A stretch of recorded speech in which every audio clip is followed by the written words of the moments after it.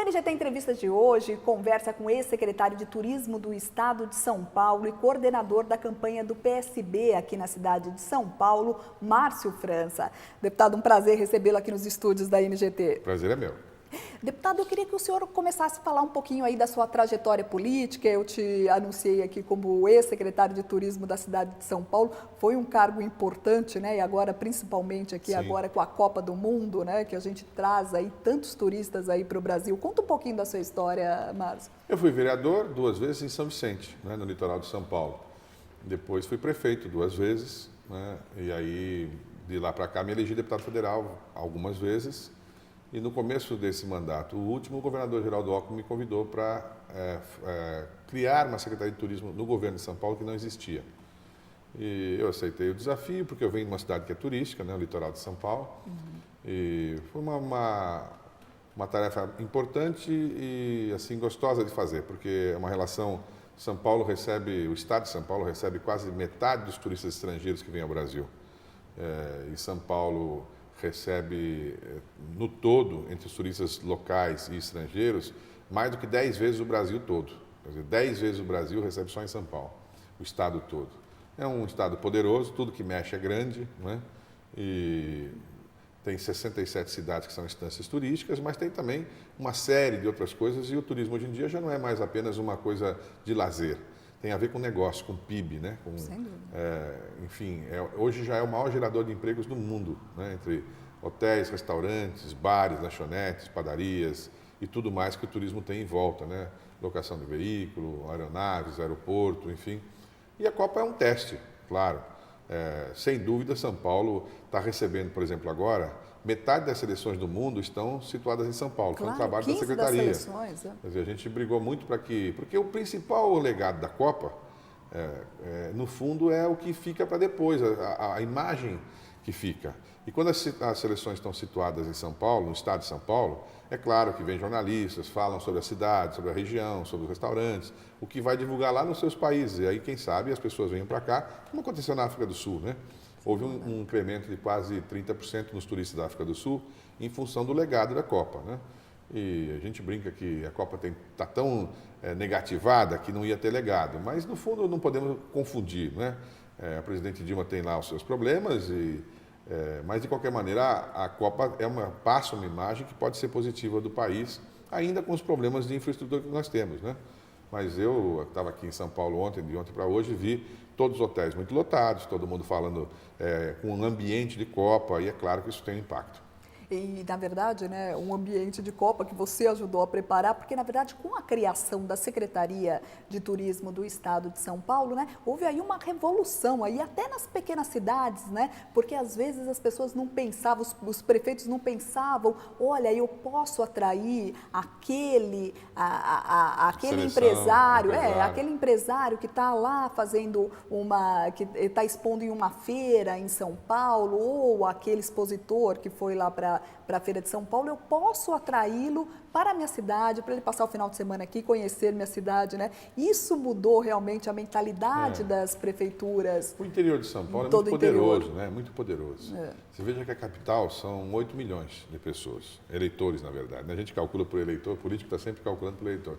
Mas se você põe aí mais 50% é o total de habitantes. A grande São Paulo são 3 milhões e meio, aqui onde nós pegamos essa região, que é Osasco, Guarulhos, enfim.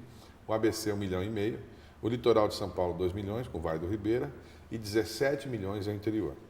Então o peso do interior, na hora de você, economicamente, de você ter novos aeroportos, o governo do Geraldo Alckmin é muito forte no interior, é muita atividade no interior, tem muita estrada duplicada, enfim, você vai no interior, você se sente até, as pessoas falam Califórnia brasileira, porque tem um padrão de vida diferente daqui da região metropolitana, onde a vida é mais tensa. As pessoas dependem de trem, de metrô, é tudo muito apertado, você tem um trânsito meio caótico o tempo todo, né?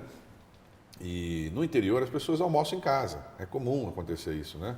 Então os problemas são outros, não são os mesmos problemas. A violência é mais branda, então são opções de vida. Mas por que tem tanta gente então aqui? Porque aqui estão os empregos, né? Aqui estão os empregos, especialmente por conta disso. É uma das tarefas, é você conseguir descentralizar o Estado. E o governador tem feito isso. conseguido levar desenvolvimento para poder justamente levar as pessoas de volta para o interior. Quando você falou, o empresário que vem numa feira aqui de turismo e se anima com, sei lá, com Olímpia, e vai para Olímpia montar lá um hotel.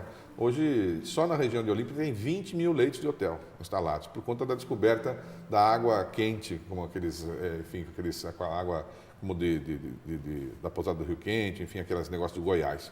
Então, São Paulo tem muitas atrações. Nós precisamos fazer com que o paulista, que é o grande viajante do país, 70% dos pacotes de turismo no Brasil são pacotes que vendidos para paulistas. Se paulistas viajarem para dentro do estado de São Paulo, lotaria tudo ao mesmo tempo, né? Então a gente precisa, porque às vezes você faz um esforço. Eu comento muito isso, eu sou do Vale do Ribeira, né? Minha família é de lá de Cananéia, de Guape, e a gente brinca região muito. Belíssima. Bonita. No sul do estado, divisa com o Paraná. Às vezes a pessoa vai daqui, pega um avião, atravessa o Brasil, vai até Recife, depois pega um outro avião para ir até Fernando de Noronha, né? E aí vai a Fernando de Noronha para ir lá visitar, por exemplo, os golfinhos, que é a tradição de Fernando de Noronha, né? Eu estou dando um exemplo do Brasil, porque tem gente que faz isso em Miami, né? Se você andar 2 horas e meia de carro, você vai a Cananéia e certamente vai nadar com os golfinhos lá também. Com certeza. Né? Mas as pessoas não sabem, então precisa ter essa divulgação e o governo tem feito muito esforço para isso, para que as pessoas se concentrem a conhecer aqui. A pessoa vai pescar, pega daqui, vai até o Mato Grosso, desce lá, paga evidentemente mais caro, é passagem, avião, é hotel, enfim. Depois vai pescar lá, passa às vezes um dia inteiro, pega um peixe. Se você descer aqui a São Vicente, na minha cidade, né, e pescar ali no Ponte Pênsil, saindo para o Guarujá, é impossível você não pescar todos os dias 20, 30 robalos, todos os dias tem lá. E isso é só você descer e ver que é verdade. Agora, é preciso, portanto, divulgar, né? É preciso comentar com as pessoas. E o trabalho do turismo é isso, é um pouco didático, né? Você tem que ir montando engenharias e também, ao mesmo tempo, convencendo a pessoa que existem alternativas mais próximas e mais baratas. Quando, por exemplo, a economia vai mal, para o nosso turismo de São Paulo é melhor, porque as pessoas acabam deixando de viajar para os Estados Unidos, deixando de viajar para mais longe e vão para mais perto. E pegam o carro e descobrem um estado que eles não conhecem, né? A gente foi descobrindo isso. A Aparecida do Norte, sozinha, recebe 10 milhões de brasileiros por ano. Para você ter uma ideia, o Brasil recebe 6 milhões de turistas por ano, o Brasil inteiro. A Aparecida sozinha, 10 milhões de pessoas. Então, a Aparecida é quase o dobro do Brasil, só a Aparecida. É preciso, portanto, potencializar isso, né? Quer dizer, foi esse o trabalho da Secretaria implantado, que hoje já tem uma série de outros programas novos, novidades importantes que foram feitas e que repercutiram muito. Vários estados copiaram os modelos de São Paulo. Mas a Copa do Mundo... Cita alguns aí pra gente. Eu acho que os principais foram o Roda São Paulo, que são ônibus que circulam pelas regiões turísticas em cima de grandes eventos. Por exemplo, vai ter o rodeio de Barretos. Aí você põe os ônibus em Barretos para circular por todas as cidades da região e a pessoa paga um ingresso só com pulseirinha, como se fosse no exterior, que você sobe e desce do mesmo ônibus várias vezes. Certo. E o ônibus tem tradução português, inglês e espanhol. Você tem todas as atrações turísticas daquela região e você paga uma remuneração pequena, é subsidiada, evidentemente, e você circula. É que na época eleitoral você é proibido de fazer coisa subsidiada, então esse ano não funcionou. Mas quando chega, por exemplo, no verão, eles fazem o litoral. Você vai de Peruíbe até Bertioga, tudo num ônibus só, descendo e subindo, com um valor de R$10, por exemplo, o dia inteiro. Vale 24 horas, com ar-condicionado, com tradutor, com guia turístico. Foi um grande sucesso. 200 mil pessoas já andaram nesse circuito. Os caminhos, Caminha São Paulo, é um programa também super inovador. São caminhos como se fosse de Compostela. A gente fez primeiro o caminho de Jesuíta, que é justamente no litoral, que vai lá de Cananéia até Ubatuba, que é para as pessoas que gostam de andar, né? Só que a diferença é que é um Compostela mais moderno. Você troca a sua inscrição por um cartão em qualquer um dos pontos já pré-marcados, e esse cartão você põe no bolso e ele acompanha a sua caminhada pela internet, em satélite, e você sabe exatamente onde a pessoa está. E conforme ela vai passando pelos locais, ela vai registrando a passagem, e ao final do circuito, se ela conseguir fazer o circuito em um ano, porque ela vai fazer um pedaço num dia, um pedaço no outro, ela tira o certificado de que ela concluiu o circuito do caminho de Anchieta e passa a concorrer à passagem para Compostela. E também com o cartão você passa a ter desconto em hotéis, pousadas, restaurantes, lanchonetes daquele circuito inteiro, né? E aí nós fizemos o mesmo circuito no Vale do Paraíba, que é um circuito franciscano, que é para homenagear o Frei Galvão, que é o primeiro santo brasileiro. E estamos implantando agora um outro novo circuito na Secretaria de Turismo, que vai pegar mais aqui no interior, mais para o lado de Itapevi. Então, a ideia era fazer coisas que pudessem ser feitas com simplicidade, mas que especialmente agradassem turistas estrangeiros.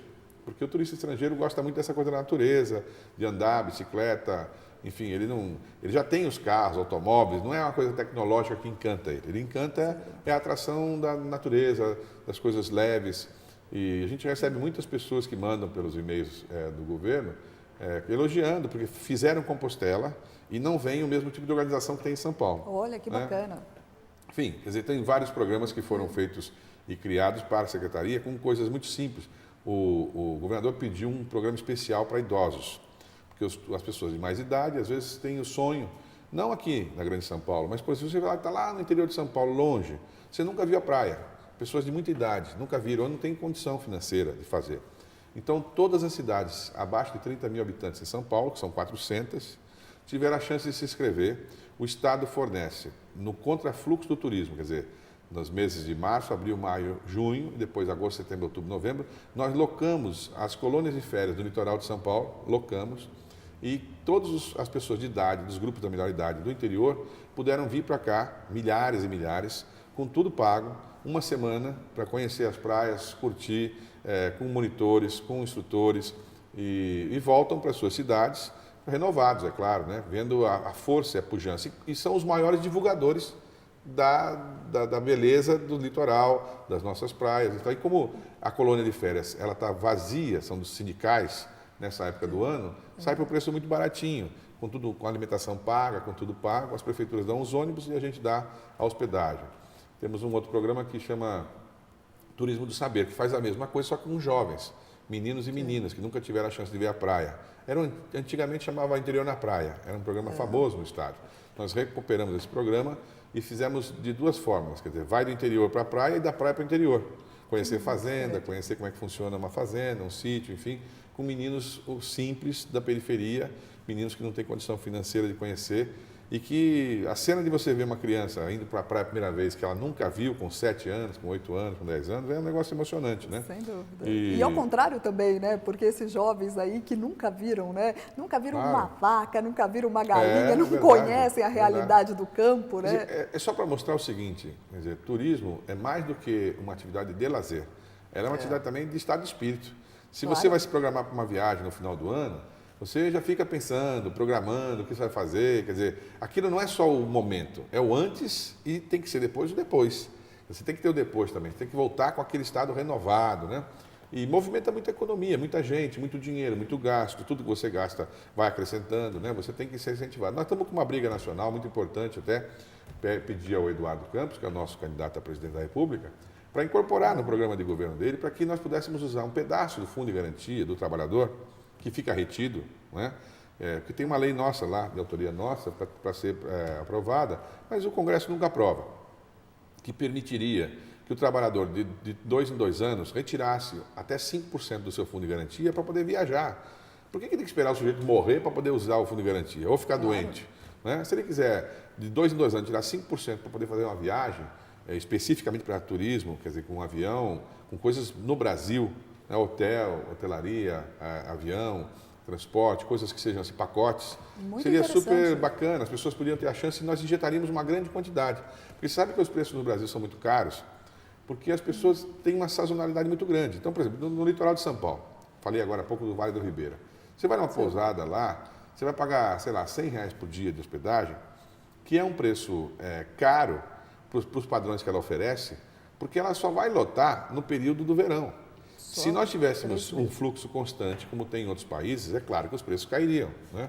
Então, nós precisamos incentivar esse fluxo, né? Criar pacotes que as pessoas usem o tempo todo, mexer com as agendas. Hoje, no Brasil, as pessoas têm a tradição de só viajar nas férias, né? Tem que viajar em outros pedaços, encontrar um jeito de acomodar, separar as férias dos trabalhadores em períodos, como em outros países, para a pessoa viajar. Você vai na Europa, em outros lugares, as pessoas viajam o tempo todo, né? É muito agradável. Porque as pessoas é o melhor têm essa investimento que a gente faz. É o que você leva. Verdade. É o que você leva, não é? E eu acho que o governador reconheceu isso, né, o Geraldo Alckmin, implantou a secretaria, que foi um dado importante. São Paulo não tinha secretaria de turismo, para você ter uma ideia, mesmo sendo o maior receptor e o maior emissor de turistas do Brasil. Ele implantou e, enfim, fez um trabalho muito bonito. E hoje o Cláudio Valverde faz lá na secretaria também, ainda está lá hoje na secretaria. Mas é claro que com a Copa tudo fica absorvido pela Copa, né? E essa sensação de Copa Brasil, com essa imagem negativa, que a coisa não vai dar certo, que não vai dar certo. As pessoas confundiram que uma coisa é você não gostar do governo, outra coisa é você não gostar do país. Eu posso não gostar do governo, da presidente, eu quero trocar a presidente, mas não quer dizer que eu vou trocar o país, né? Então a gente tem que separar as coisas. E você citou aí sobre o candidato, o pré-candidato à presidência da República, o Eduardo Campos. Você aceitou aí um desafio de coordenar a campanha aí do Eduardo Campos aqui na cidade de São Paulo, né? Queria que você falasse um pouquinho. Você costurou aí uma aliança importante, né, do PSB e do PSDB aqui no estado? Veja, nós estávamos no governo do Geraldo Alckmin. A ingratidão é uma coisa muito ruim. Você estava com ele durante esses anos todos. Ele nos ajudou muito, ganhamos prefeituras importantes, Campinas, Rio Preto, tantas cidades que ele nos ajudou a ganhar. Chegou agora, na eleição, o Eduardo é candidato à presidência. É um jovem, 48 anos, extremamente capacitado, muito determinado, vem do Nordeste, foi muito bem sucedido como governador. Eu tenho a impressão que, você sabe, na eleição passada, a Dilma ganhou, o PT vem ganho as eleições, tem as últimas eleições ganho, porque ele ganha muito forte no Nordeste. É lá que ele tem a principal força. Eu sempre achei que para ganhar do PT tinha que ter alguém do Nordeste. Quando o Eduardo se dispôs a ser candidato, a gente incentivou muito. Eu presido o partido em São Paulo e eu me incentivei muito o Eduardo que fosse candidato. É meu amigo, nós temos a mesma faixa de idade, estamos juntos há muitos anos no partido. E depois, quando a Marina entrou no partido, isso criou claro, uma repercussão muito positiva, ela é muito famosa, já veio teve aqueles 20 milhões de votos, é uma mulher impressionante, a condução pessoal da vida dela, mas ela preferia que tivesse um candidato em cada lugar, o que também teria alguma lógica, já que você prega o novo, tem que ter um candidato novo em cada lugar. Mas aqui em São Paulo nós já estávamos muito avançados, não tinha como voltar atrás. Então criamos um impasse aqui interno até resolvermos, que foi sexta-feira passada, resolvemos então que vamos ficar com o Geraldo, porque achamos também que aqui em São Paulo, como o Geraldo vai muito bem no interior e na Grande São Paulo, que se a gente deixasse o Aécio solto com o Geraldo, que é o adversário principal ali no começo com o Eduardo, poderia criar uma distância muito grande entre os dois em São Paulo. Como ele já tem Minas muito forte, se gruda em São Paulo, fica uma coisa muito maior e difícil de você competir. Sem dúvida. E o paulista, ele é um sujeito extremamente pragmático, eu acho. O paulista, ele é conduzido a ser pragmático, ele é objetivo, não tem muita firula, né? Não é como o carioca, que o carioca gosta da coisa mais romântica, artística, né? Tem aquele jeito de praia e tal. O paulista é pragmático. A lógica paulista é a seguinte, 80% hoje querem mudar o governo federal, querem tirar a presidente Dilma. Agora, eles sabem que para tirar a presidente Dilma vai depender de alguém que tenha força no Nordeste, senão vai para o segundo turno e vai perder de novo. E aí eu acho que o paulista pode desviar o voto e falar, olha, eu ia votar no Aécio, mas eu vou votar no Eduardo porque eu acho que ele tem mais chance de ganhar da Dilma no segundo turno, embora eu não conheça muito bem o Eduardo. Então eu vou me aprimorar a conhecer o Eduardo. Eles têm um perfil, ambos foram governadores, são pessoas sérias, os dois. São netos, os dois, de governadores famosos, né? O Aécio do Tancredo, o Eduardo do Miguel Arraes. Mas é claro que não são idênticos, porque tem uma história de vida diferente, são de partidos diferentes. E acho que, no caso de São Paulo, o governador Geraldo, tem mesmo quem não gosta dele, reconhece nele uma coisa de integridade, de pessoa séria. Ele passa essa sensação para as pessoas. Então, mesmo esse movimento de rua, que era contra a política, etc., você pode reparar que as pesquisas mostram que não pega nele. Não atingiu. Porque as pessoas falam, olha, eu não gosto do governo, eu reclamo do governo do Geraldo, não funciona a segurança, sei lá, alguma coisa que ele reclama. Mas e o governador? Não, o governador é honesto, ele é honesto. Então, se ele não encontra uma alternativa, a ideia era, bom, vamos lançar uma alternativa.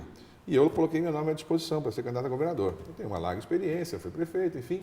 Mas é claro, com pouco tempo de televisão e com uma estrutura pequena, a tendência é eu puxar para baixo a chapa do Eduardo. Então nós fizemos a proposta e foi aprovada pelo partido que a gente tivesse com o Geraldo. E agora está na mão do Geraldo decidir em que posição que ele acha que a gente pode colaborar com ele e acho que principalmente ele ajuda muito ao Eduardo, porque há muita gente que é simpático ao Geraldo, que vai acabar fazendo uma chapa informalmente, uma chapa Edualdo, que é Eduardo na presidência e Geraldo no governo do Estado. Porque, você também vai se lembrar, o Geraldo já foi candidato a presidente da República. E naquela eleição, que ele também perdeu no Nordeste, né? Quando houve a eleição, Minas não colaborou tanto com o Geraldo, tanto que ele perdeu em Minas, né? E os paulistas também têm o seu brio, né? Vão dizer, olha, se eu quiser ganhar a eleição, eu acho que eu vou com o Eduardo. Essa é a minha tese, pelo menos, né? Quem vai decidir aqui agora são os eleitores. A gente apenas produz a tese, depois é o eleitor que decide.